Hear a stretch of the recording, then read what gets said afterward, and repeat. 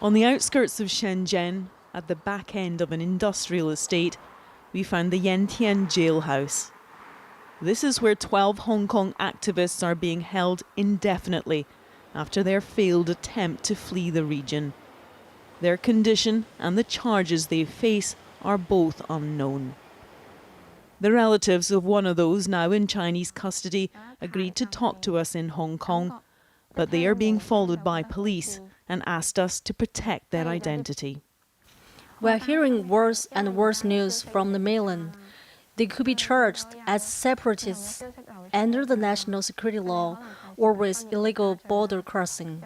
I fear they will face the most severe charges. The group set off from Hong Kong Island in a speedboat bound for Taiwan 4 weeks ago. They were just hours into their desperate escape when they were picked up by the Chinese Coastguard.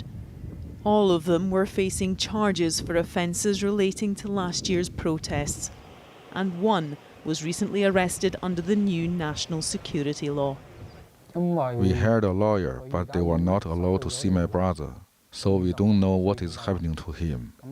Other families said lawyers were appointed by the government, but nobody has contacted them. We have no information at all. In China, their bid to avoid the Hong Kong authorities is being taken as proof of guilt. 有关人员因涉嫌偷越国境犯罪，已被依法采取刑事拘留强制措施。 It was an extradition bill and the prospect of prison in China which sparked last year's protests in Hong Kong. This would have been their worst fear, ending up in detention on the mainland, lost into China's opaque legal system. We know of at least 4 lawyers that have been warned by police after trying to give legal aid to the group, and there is little or no hope that their families will be allowed to talk to them, let alone see them, for several months, if not years.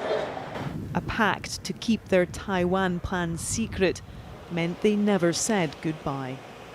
He didn't tell me beforehand, and when he left, he said, "I love you very, very much," very sincerely.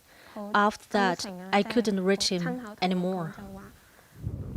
It was with desperation that the 12 activists fled Hong Kong, and it is now a desperate wait their families face, with their fate in China's hands.